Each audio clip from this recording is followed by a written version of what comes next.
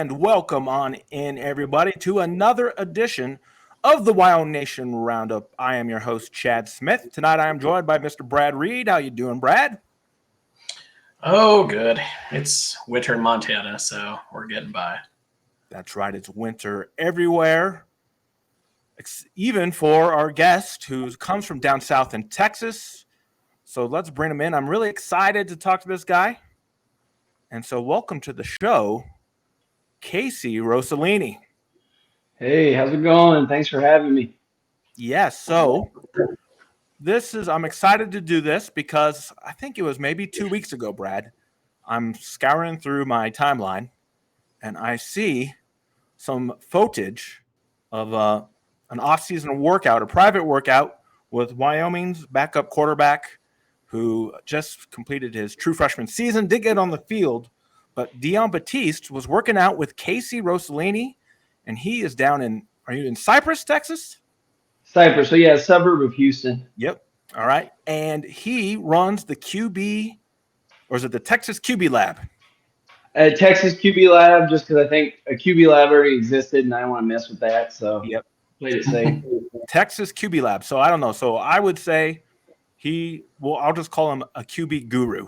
And you see these, they're popping around everywhere, right? It's just crazy how this, business has sprouted up everywhere. Here in Denver, there's a lot of them. I don't know, Brad, are there any like private QB coaches up there in Montana that you know of?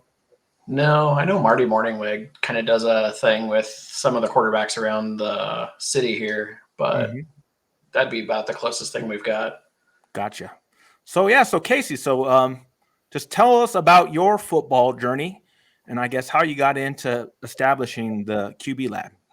Sure. So growing up in Texas, football is a religion. So I grew up, like I said, my dad played at Miami, so I grew up watching football since before I could remember. Got around it, started, I think, first grade, started flag football. Played quarterback pretty much my whole career.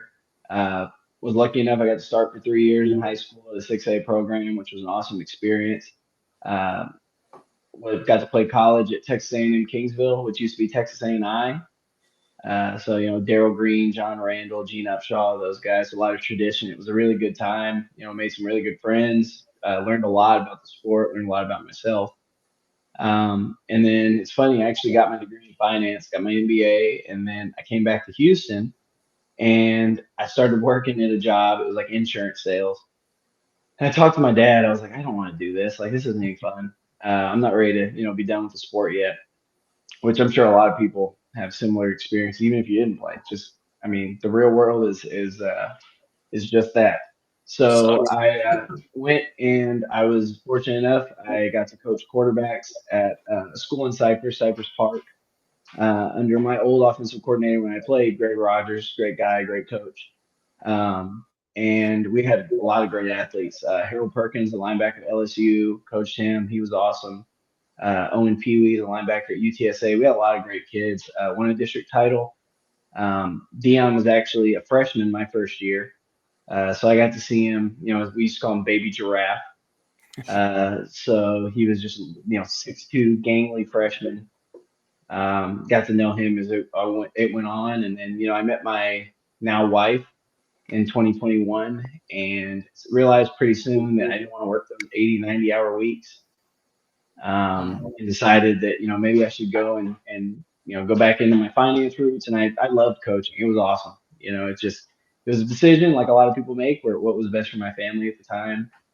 I went and got a job in finance. I love my job right now. But in the time I was waiting between leaving teaching and starting my new job, because there was actually a hiring freeze at the place I was going to work at. So I was waiting for that to finish. I was like, I'll train quarterbacks. I played it my whole life. As a backup in college, you're essentially an assistant quarterback coach. So I had a lot of experience with that. We ran a West Coast offense in college, a lot of high-level reads, multiple progressions. It wasn't like the current, heavy RPO, a lot of spread. It was very multiple, so I felt like I had a good grip on that. I could bring that side of it to the training too, instead of just the physical part, just the throwing. So I'll train some quarterbacks. So I reached out to some kids in the area. Of course, I had Deyon couldn't technically train him until I was officially done coaching due to UIO rules. So to reach out some guys, started with maybe 10 guys. And again, this was just something I was going to do to pass the time. And then by the end of the summer, it exploded. And it's awesome. It's a way for me to continue to coach and continue to train quarterbacks, which is what I love.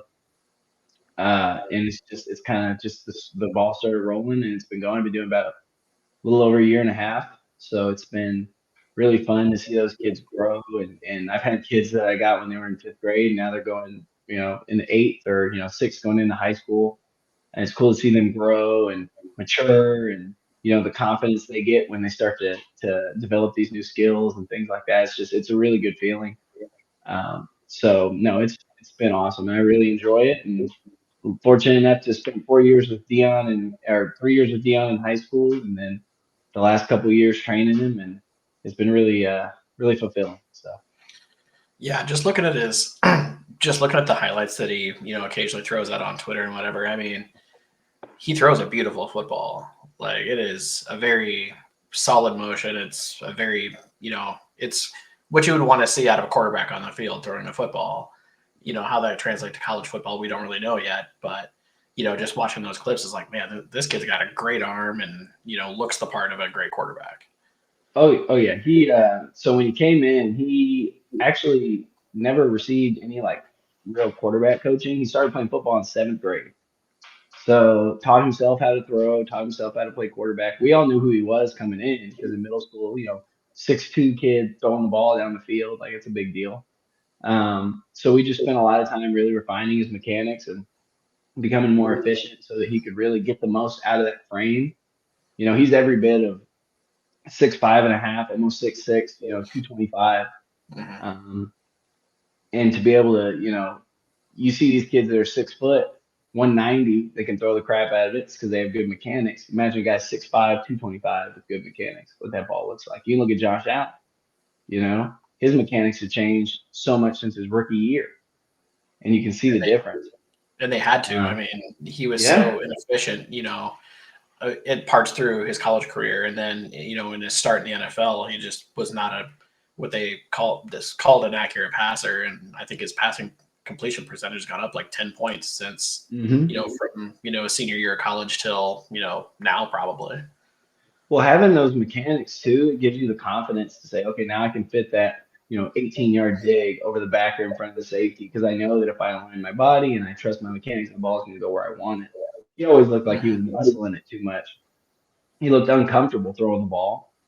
And now he looks, he's just doesn't even look like he's trying. So that's kind of the goal we have for all the guys. Deon's fun because he's a little more advanced. We've been working together for a while. That kid is his own biggest critic. So funny story, he came back from his freshman year, his redshirt freshman. I guess it's just his redshirt year, his freshman year. And of course, as a redshirt, you're just running scout team. And he shared like, he felt like he was doing well on scout team and stuff, but he also said, his mechanics had regressed a little bit, just like they do for every kid in college. Because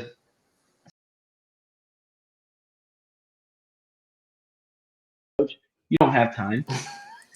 Oh, you good? Yeah, we got a little boot there. Yeah. Oh, that's okay. But yeah, so he was running scout team, said mechanics regressed. Because in college, those coaches don't have time to work mechanics. Like we're working game plan, we're working a little bit of individual, and a lot of team. So he comes back and he's like, man, I suck. I can't throw the ball right now. It's a kid from Texas, his first years in Wyoming. Doesn't really know anybody outside of the team, no family close. So he came back and he thought he sucked. 3 weeks later, he's right back where he was. So he is his own worst critic, and he'll text me videos that I took during the session and be like, this looks funny. Like, what do you think about this? This is like daily. So Wow. he's a big perfectionist, which sometimes he gets down on himself too much, but you just got to pick him back up. But you'll never accuse him of not being a hard worker. So, and with quarterbacks, I think that's probably true for probably most of them is, they are their own biggest critics and probably take things a lot more personally than people around them would. That's very true. And if you're not, then you're probably not going to be great. And that's just how it is because you mentioned it. All these, there's quarterback coaches everywhere. So it's no longer are you the best kid at your school? It's now are you the best kid in your city? Are you the best kid in your state? Because it's like they come see you at school, and we had a lot of schools come through and watch him throw, and they were amazed. But there's 10 kids in the greater Houston area that can spin it too, if not more. So you really have to separate yourself. Sorry. And he's got the unique story of he played in the wing T in high school. Yeah. So, Oh no. I've got schools, we got schools come in watch him throw. Sorry. And they're like, well, why are you on the wing T? And we're like, well, it's what fits our personnel. It's not a knock on him. Yeah. It's just what fits our personnel.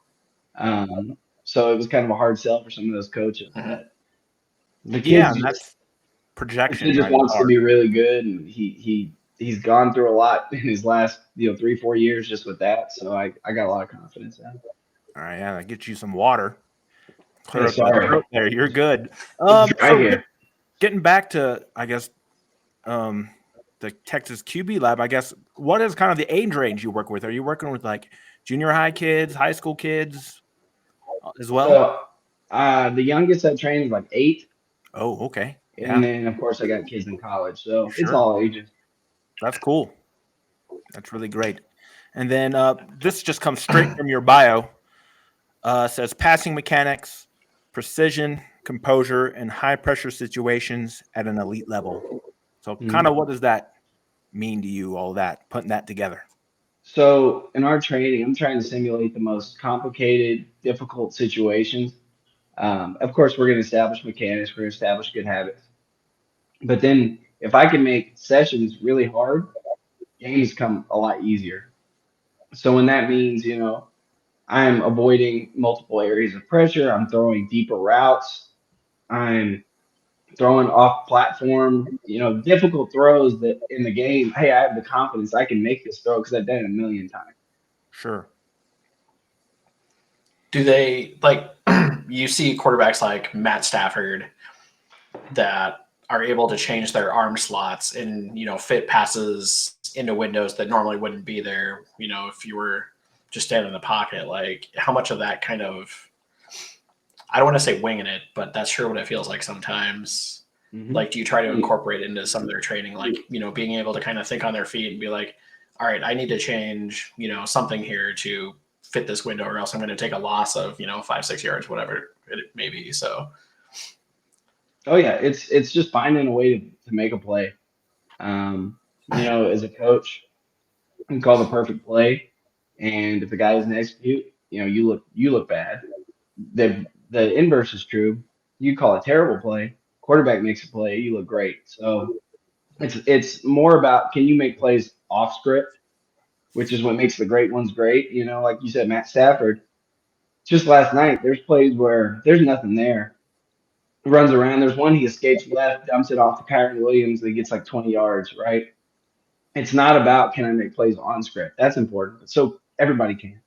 Can you make plays when there's nothing there? Can you drop the arm angle and dump it in the flats? Can you extend a play because you're able to break a sack? Stuff like that really plays into our training, and it's shown on the field the last couple of years. So I'm hoping that continues to be the case. But it's just making the modern quarterback, which is a lot different than the last 20 years of quarterback. Sure. it's And I not was your gonna, Bernie Kosar standing back there in the pocket, as it were. Yes, yes. No shade to Bernie Kosar because I'm a Miami fan, so I love Bernie Kosar. Oh yeah, But but you're right. A lot of those quarterbacks who played back in the 80s and 90s, it wouldn't translate to today. So I mean, you see guys like Lamar, Josh Allen, they probably wouldn't have played quarterback back then. They would have stuck them at tight end, receiver. And now you have to and be in that. You have to be able to make plays like that. the amazing thing is Dan Marino still holds the the single season yardage record, something like that. I think it is. If it hasn't been broken, but yeah, the fact that he did it in '84 is insane to me. That would translate to like 6,000 yards today. But no, Dan Marino transcends eras, so that's a little bit Yeah, different. yeah, it yeah, withstood the test of time for sure. I was going to ask you too about this modern quarterback play that Brad just mentioned, I guess how hard is that to because people want to mimic what they see on TV, right? And the quarterback position is trained so much, but when you see like Mahomes making these off-platform throws and all these different arm angles, sometimes, right, if you have the talent, it's a good idea, but sometimes it might be a bad idea. So how do you kind of balance those situations to make sure that if you do make those throws, you're still giving yourself a high percentage chance? Oh yeah. So that's the catch of this is you teach them all these, interesting movements, and then they want to do it all the time. Yeah. Uh, so you got to calm them back down and say, hey, it's great that you can do that, but in a game situation, in a practice situation, if you're doing it all the time, you're going to miss more than you make typically, or you're going to do something you don't need to do. And your high school coach doesn't necessarily want a guy that's going to do that every play. He wants guys who can be consistent. Yeah. So it's about taking what they give you, using your mechanics, using the basics that we teach, and then when you have to implement that, implement it. Like watching Mahomes, they used to tell us growing up, don't try to do what Aaron Rodgers does. Don't try to, because it's like, oh, it's Aaron Rodgers. But I Yeah. think in my head, I was always like, well, if he's the best, and that's my view, by the way, Aaron Rodgers is the best pure thrower of the football of all time. He kind of revolutionized quarterback mechanics. And we can get into that, but Sure. Dan Yeah. Marino is my second, by the way. But just I was always like, if he's the best, why don't we try to emulate that? We don't have to try to throw a 60-yard across our body to the sideline, but we can emulate, his mechanics. We can emulate, his mannerisms, things like that. Because I mean, why wouldn't you want to be the best? And it used to be very much mechanics were very much, over the top. I'm throwing over the top. Get that elbow up. I want to flick the booger, elbow your brother, flick the booger, whatever it was. Ends up, a lot of weight coming forward. I'm swinging the back leg. There's a clip of Josh Allen at practice at Wyoming where he's throwing. His whole chest is down. He looks like he's coming off a mount. Yeah. And that's what it was. That was his scouting report out of college was he has, all the tools. He's just very erratic. And that's what those mechanics do. And that's how I was taught. And I'd have times where I'd make the throw and, I'd make it, 7 times out of 10, but those 3 times were bad misses. And then part of playing quarterback people don't talk about is if you're going to miss, it's got to be a good miss. I can't miss super high over the middle. I can't miss behind on an out. If I'm going to miss, it's got to be a small margin for error. Otherwise, I'm chasing somebody the other way. And I think refining those mechanics have really been able to, hey, you're not going to hit every throw. No one's 100% completion with or without drops. But if I can at least make it catchable and give him a chance, I think that's what Matt Stafford is so good at. And I love Matt Stafford. I think he's one of the most underrated quarterbacks ever. The dude very rarely has a Easily. bad throw. Very rarely. Um, so I think that's something that we definitely try to emulate, and just saying, hey, expect that you're not going to make every throw. I don't expect you to throw this 18-yard comeback and hit it 9 times out of 10, right? And shirt and shorts, yeah. Once you get in a game and practice, I just want you to throw a catchable ball. You got the mechanics, you're aligned, you make a good throw. It may be in the perfect spot. Great. Sometimes it may be a little low. That's going to happen, but it's got to be in the right area. So I think that's a big thing is being realistic. And for every, 5 good clips I post, there's 2 throws where like, whoa, what happened there? So it's definitely a process and it's a big mental thing for quarterbacks is hey, understand that this isn't gonna happen overnight. You're not gonna come in with 2 years of experience and then come back and be, a week later be, Mahomes. Just understand what do you do well, what do you not do well, what do we have to work on, and then just staying within yourself. So No, that's great. And so when you're working with these quarterbacks and you're having to make these change to mechanics, I guess how long is your kind of rule of thumb before it becomes muscle memory for any given player so that they can make that throwing motion consistently? so that's a good question. So a couple of things. Depends how much they're working on it. I tell them whether they're 8 or in college, if the only time you work on what we worked on out here is out here, you're not going to see changes very quickly. Sure. And I'll give them drills and things to work on. at home that they can do with a towel in their hand. You don't need a ball, with a line on the ground, something like that. Because I mean, it's just like anything. I used to teach algebra 2 in high school. And I would tell my students, I'm like, guys, the only time you work on this stuff is when you're with me. You're not going to get a good grade. Like, that's just how it is. You don't just see it one time and oh, I got it. Like, that's not how it is. It's the same thing with mechanics, same thing with anything. Sure. So with them, it's like, okay, if I have a kid that's coming, once a week, twice, 3 times a month, and they're also, working on the side, it could be a month and a half and they've got it down pat. If I've got a kid that comes, 4 times a month, once a week, but doesn't work on the side, it may take him 3, 4 months to get it muscle memory. And the key thing that I tell them is, hey, the things you do when you're out here with me, when you're out throwing with your friends, when you're out after school throwing with your receivers, don't go back to bad habits. Do the same warm up, do everything the same. It's all a process because you're going to revert back to your lowest level of training. If you've been training with me for 2 months and you get out in 7-on-7 and it's a high pressure situation and you're not going to have perfect mechanics. You're going to revert back to what you were doing before. You may still have good mechanics on some throws, but there's going to be times where you fall back off the wagon. So it's really just, hey, just spend 10 minutes a night. Stand in your room, stand in the mirror, and just work the mechanics. If I always tell them you can record yourself and send it to me, and I'll tell you what you're doing right, what you're doing wrong. But what you can do is not do anything. The best players are the ones that do all the little things over and over and over and over. Because if the only time, like I said, the only time you're working on is with me because you want a nice video to put on social media, you're not going to see significant change. Sure. Like you said earlier, at the competition is really high out there, right? You may think you're working hard, but you can probably guarantee that there's somebody across town who is working harder, doing And those little things. that's what's really interesting is in a place like Houston, this kid, I've got kids that were like, they rank like middle schoolers now, which is insane to me. But Yeah. I always remember growing up, there was always those kids that were dominant in little league, and then they get to high school and they stop growing, or they burn out or whatever. So I think that's crazy. But these kids come in and they've been told their whole lives that they're the top guy in Houston or the top guy in the area, and 5-star or whatever, and they're like 14. Mm-hmm. Little do they know there's like 15 kids down the street who haven't played, a snap of select football or 7-on-7, and you don't even know who they are.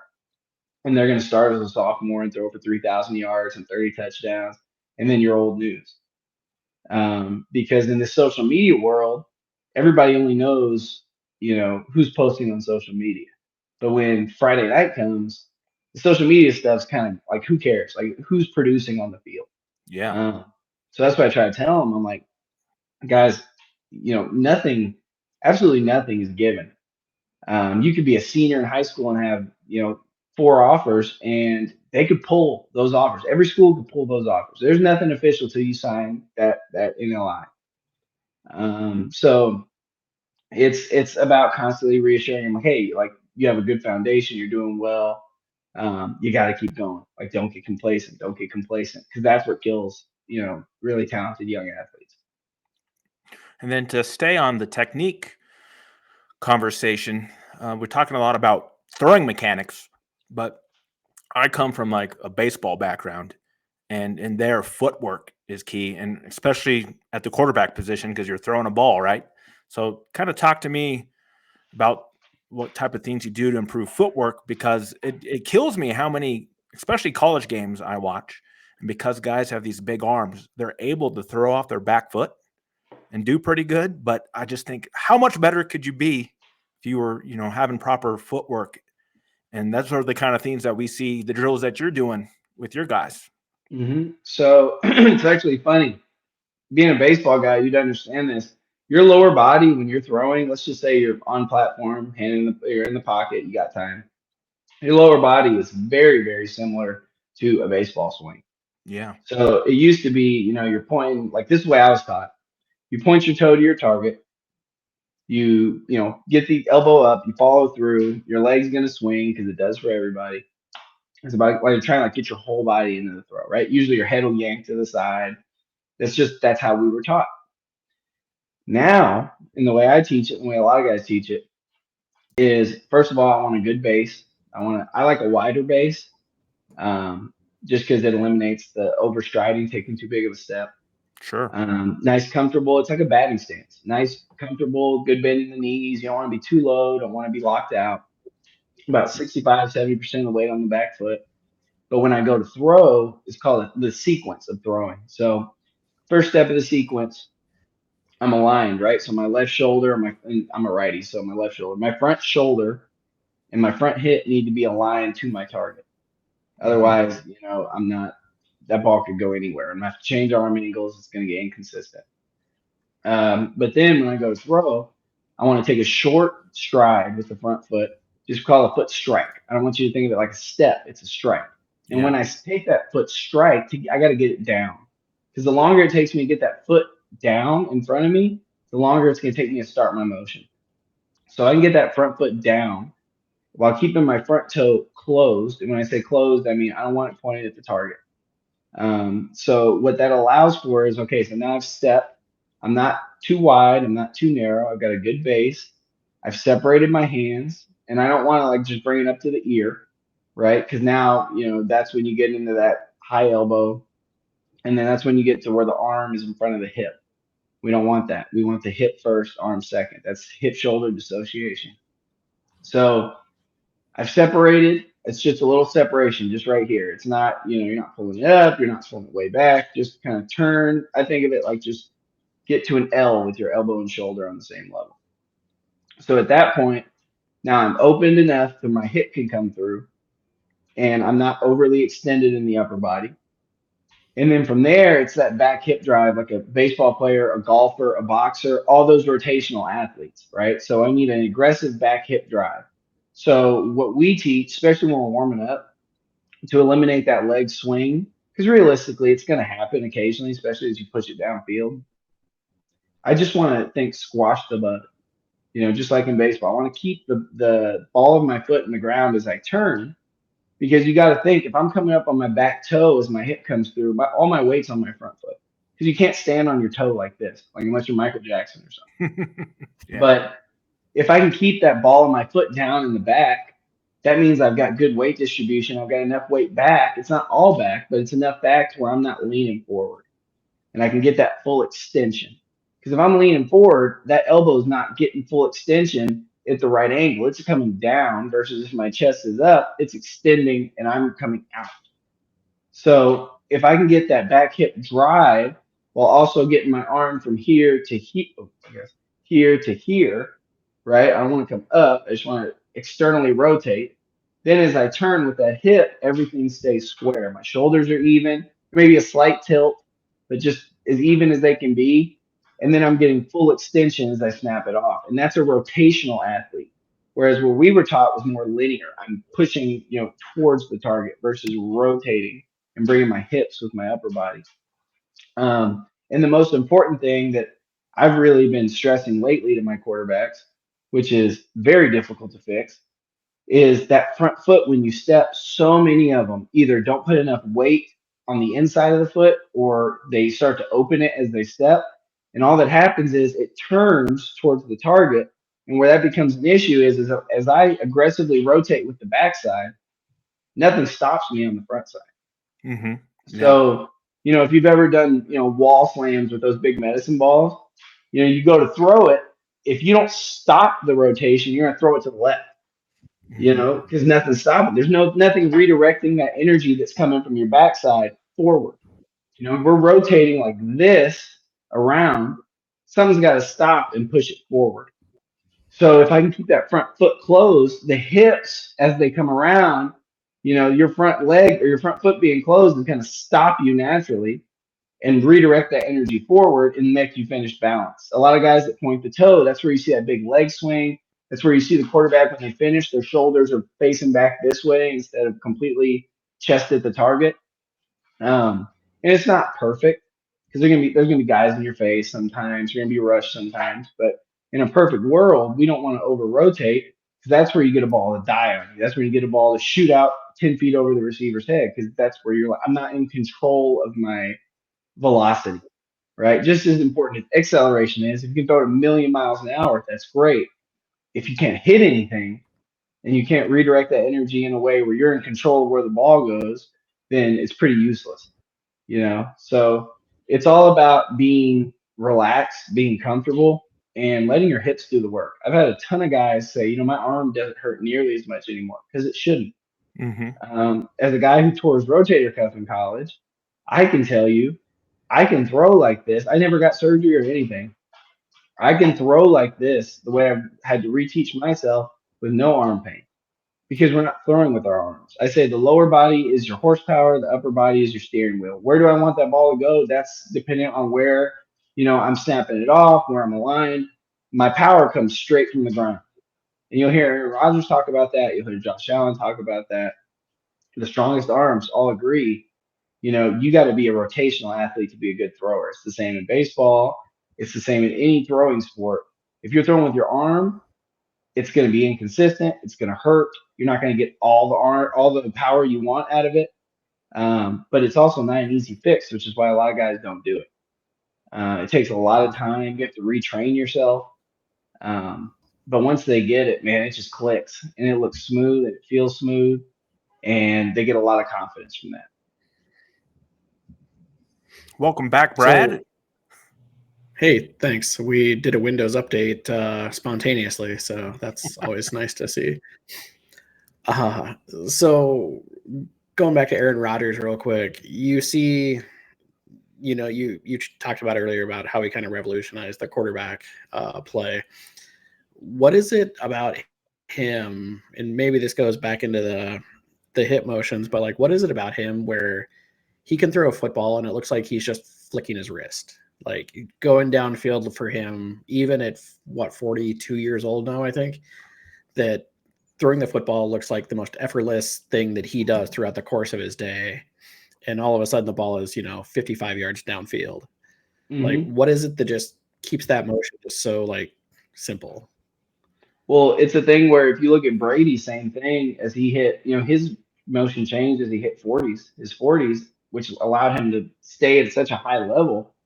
Because, the way you watch Rodgers, and it, like you said, it looks like he's not even trying. He's just throwing a dart. Literally looks like he's throwing a dart because how quick his release is, wherever he wants, whenever he wants. All kinds of touch, all kinds of arm angles. And it's because he has such a perfect sequence when he throws. Everything works in unison perfectly. His hip's not too far in front of his arm. His arm's never too close to his hip. It's a perfect hip drive. Arm follows. He's always balanced. Even when he's off platform running around, he looks balanced. And the thing is, you look at Rodgers, you even look at Brady, they're not physically imposing guys. Like this isn't Josh Allen. This isn't Jalen Hurts. Like these are they're tall, but they're relatively, regular builds. So you look at the upper body, that's what you think. Lower body, these guys are very powerful. So when you look at Rodgers, you look at, later stage Brady, which is funny because he was really good before he changed too. But later stage Brady, everything was consistent. Their sequence was consistent. It looked the same every single time. And when they needed to change arm angles to compensate, or they needed to go off platform, the crux of the mechanics stay the same.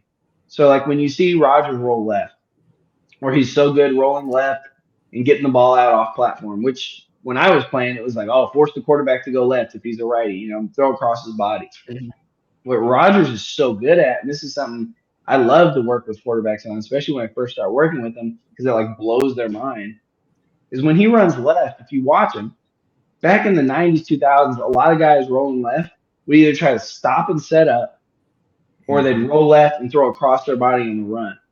Rodgers will go and flip and continue to backpedal, or like a little retreat, and throw it as he's retreating.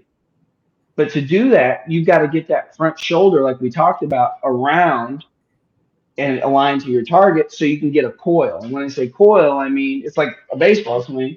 If I'm throwing straight at the screen and my left shoulder's off over here, I'm not going to get enough power to get it here. I've got to be able to close and wrap so that I can extend. It's like one of those, Hot Wheels when you pull them back and they take off. If I don't pull it back very far, it's not going to shoot out very hard. If I pull it way back, it's going to shoot out. So he's able to coil as he turns. He's not just turning with his chest at his target. He's turning and getting that left shoulder around, which is the comfortable way to throw. It's how we throw all the time.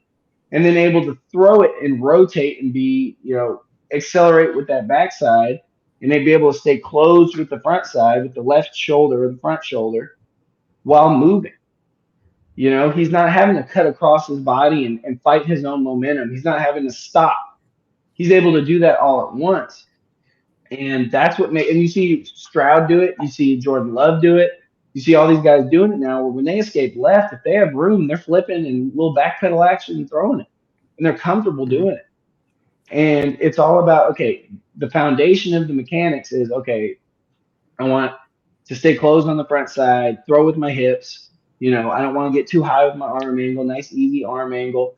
Taking the crux of the mechanics and then applying them to all situations. If I'm on the run to the right, run to the left, if I'm, stepping up in the pocket, that's got to be the consistency where it translates to every part. And that's what Aaron Rodgers does so well is he looks the same throwing every throw. Whereas there's quarterbacks who, maybe try to do too much when they break out of the pocket or maybe don't look very comfortable. That's the thing about Aaron Rodgers. When he was on the Packers, he broke the pocket. You weren't like, yes, go get him. You were like, oh no, like what's he about to do? Exactly. And that's a product of being comfortable in your mechanics and knowing, okay, I could roll left. I could still have all my options. And I think that was another thing in the old school quarterback. And you rolled right or rolled left, the middle was pretty much dead. The left side was for sure dead, the backside. But with these quarterbacks and this advance in mechanics, as long as you're not throwing in a coverage, nothing's really off, off limits because they're able to say, okay, I can be rolling left, flip my hips, get a line, and get the ball out quick to a backside post. Whereas in the past, we're pretty much limited to the flats or the comeback or tucking it and running. And it's stressful for defensive coordinators because it's great if you can keep them in the pocket and cover everybody, but if they break free, you can only cover everybody for so long. So you got to preach to your defenders, hey, just because he breaks out, don't chase. He can still throw it all over the field, but then if you don't chase, then he's going to take off running. So that's what makes guys like Josh Allen so dangerous. Lamar Jackson is, as soon as they escape or as soon as they do something off script, that doesn't mean, oh, we got him, like we stopped the play. Now you got to work even harder. So I think that's to make a long answer short. Aaron Rodgers being so consistent with his mechanics and everything that he does on his most basic throws to his most complicated throws is kind of what allows him to do that, especially at that age. So it's really fun to watch. I hope he's not done yet, but if he is, it's one hell of a career. Yeah. I mean, he'll be a first ballot Hall of Famer, no question. So no doubt. All right. So to bring all that full circle, I think now I'm going to tell you right now, when I'm watching these playoff games this weekend, I'm going to be thinking about what you said and just looking at that just to see how these pros are doing it, especially like Stafford, like you said. But with Deyon Batiste, what are the main concepts you're working on with him during this offseason? So when he came in December, it was really about just getting his mechanics back to what they were and kind of knocking some rust off. And then with him, I really enjoyed, when, and this may be an unpopular opinion in Wyoming fan circles, but it's Coach Johnson is the offensive coordinator. And I really like what he does offensively. I think year one, it's hard to really get a good, eye on what he's trying to do. And it's the first year with a lot of those guys. What he did at Michigan State was very nice, and granted he had Kenneth Walker. So, but his concepts, his offense is very multiple, which I really think provides advantages to quarterbacks because you're keeping defenses guessing. And I'm sure it's going to be a lot smoother in year two. But with him, he has a lot of high level concepts. So like, this isn't like RPO central. This is like, I'm throwing an 18-yard bench route towards the sideline off play action, I'm throwing crossers. Like these are more advanced concepts, more Yeah. advanced routes. And a lot of those routes are a little longer to develop. And naturally, that's what it's going to be.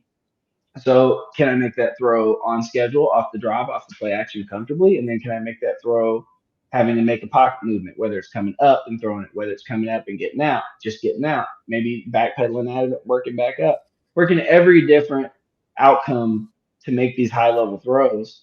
Because like I said, anyone can do it. I'm taking a 5-step drop and throwing a bang post, a bang eight, with no defense in front of me, no rush, just throwing a standing receiver. That's easy relative to what he's capable of. But how can we make it, like I said earlier, as hard as it possibly can be so that when he gets into, spring ball, where it's intense because guys are fighting for their jobs, especially in this transfer portal era, it's no longer, this is what you need to work on for the, the fall, blah, blah, blah, blah, blah. It's, son, I think you need to go find somewhere else to go. So it's a lot like training camp where it's like, hey, I might get cut. So it's not like, I really have a chance to, just kind of hope that I figure it out. So when I'm playing against guys like that on defense, they're playing for their livelihoods. They're not going to just slow rush. They're not going to just take plays off.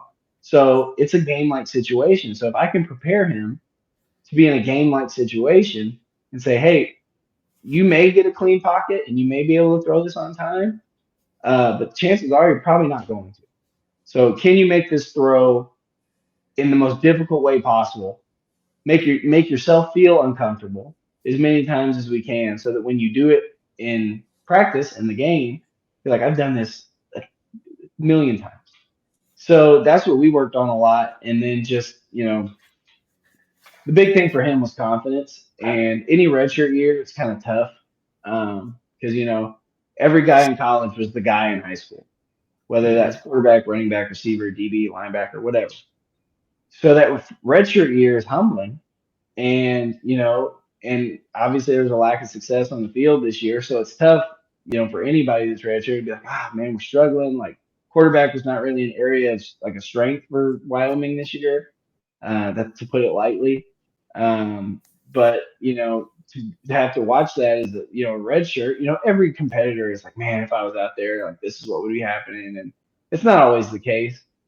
But for him, to have to sit and not play for the first time in 6-7 years, I know what that feels like, and it's a big motivator. So when he came back, he told me what he wanted to work on, told me what he wanted to fix, what some stuff he wanted to try.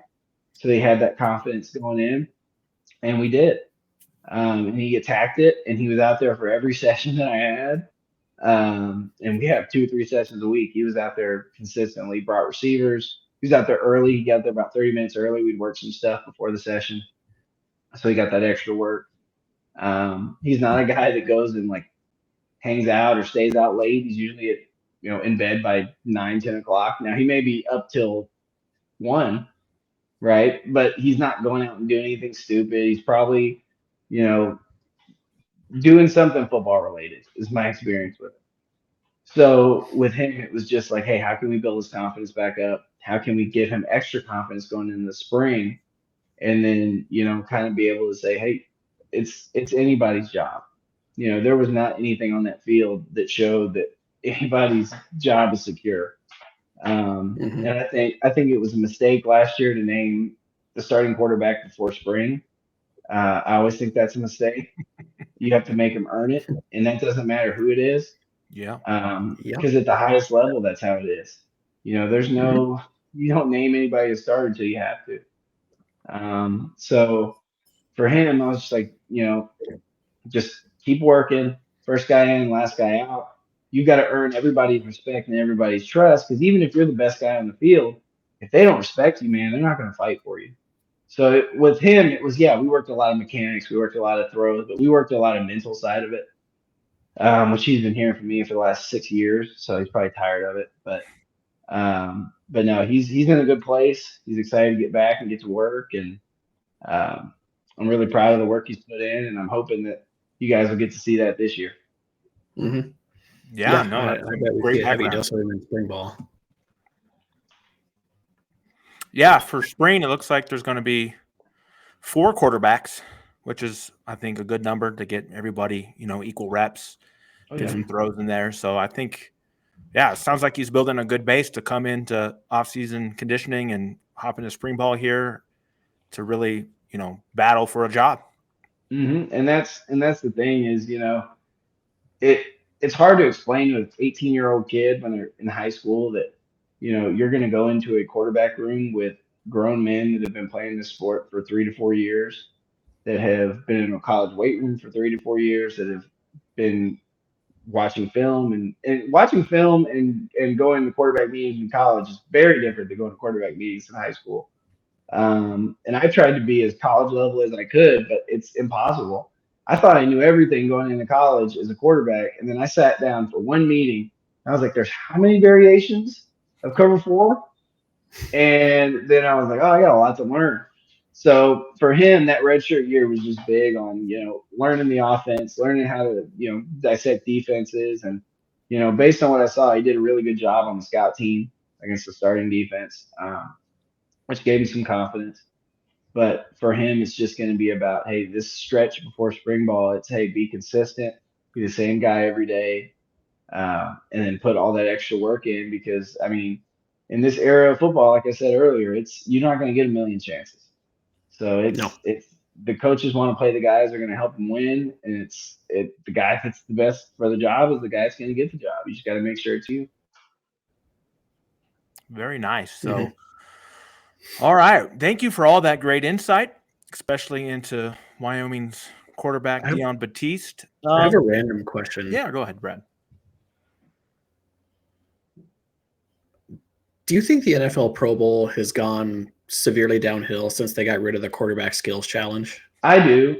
I used to watch them. So I was an ESPN Classic baby. That used to be the best part of the Pro Bowl. Right. I was an ESPN Classic baby. So I'd be like 6 years old watching the 1990 quarterback challenge. And it was just like I'm watching freaking Brett Favre in '95 throw it 80 yards or whatever it was, just chucking it. And I'm watching, Dante Culpepper run through the agility course and stuff like that. And one of my favorites was the moving target with the golf carts, and they used to bring the old retired guys back, and they would include them in it, which was awesome. And I think it's funny because that's a funny question, but in reality, I think a lot of that is, I mean, football's supposed to be fun. I mean, it feels like such a business now, and even in college and high school now, it's like it's a business. It's like this is a game. Like I know you're paying kids a ton of money, but man, it's supposed to be fun. I think a lot of guys lose sight of that. I know I lost sight of it when I was in college, and this was pre-NIL, and I wouldn't have got anything anyway. But the fact that it's like, you get to college, like, oh, I got to do this, this, and this. It's like, no, you got to have fun with it. You got to take it seriously, but you got to have fun. So I think the NFL is doing the right thing. They're trying to make it fun with the Pro Bowl, but all they got to do, it'd be so cool to see like a Mike Vick come back and do it, and like some of these older guys that have been out of the league for a little bit, see Peyton Manning come back and do the quarterback skills challenge. I'd watch that in a heartbeat. I don't think Peyton can throw the ball anymore. He couldn't throw the ball the last 5 years of his career. No, Chad and I being, pretty big Bronco fans, watching that 2015 Super Bowl, it's like, man, it's a good thing we got Von Miller, because I don't think we'd have won that game with Peyton throwing the football. That was desperate times where it's like, we need Brock Osweiler. Yeah, and thanks for giving him to us. That was really, as a Texans fan, that was really rough. I did not appreciate that. Talking about mechanics, don't do what Brock Osweiler does. It's always fun too because you hear him as a commentator telling you like, "Oh, that quarterback shouldn't have done that." I'm like, I don't think you could say anything about that. Brock Osweiler did make a great career of making a shit ton of money. He's a professional finesser. That is 100% true. You get $72 million off of handing the ball off to C.J. Anderson 20 times a game, But hey, it's the best job in the league, backup quarterback. Yeah. I mean, geez, Chase Daniel did it forever. Genius. Yeah. All right, Casey, for people who might be in the Houston area and want to get in touch with you on your training, where can people find more information about the Texas QB Lab? So I am on Instagram and I'm on X. I always say Twitter, but X. Um, Texas QB Lab is my tag.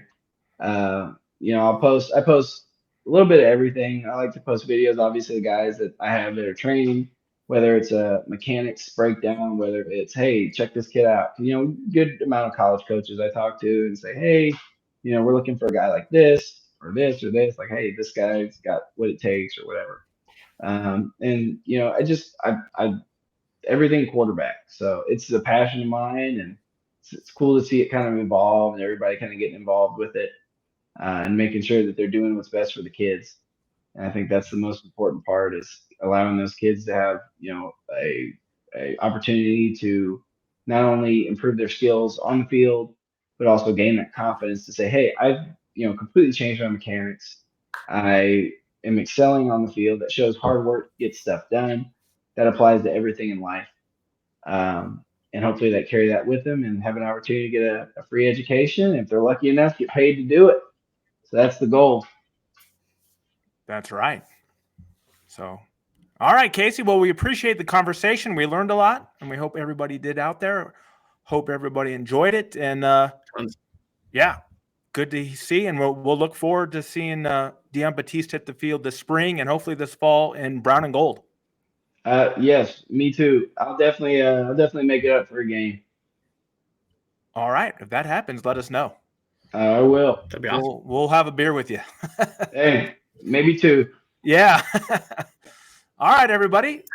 Thank you for watching the show. We will be back soon with more coverage as basketball rolls on and we're into the football off season. So thank you for tuning in, and we'll catch everybody later.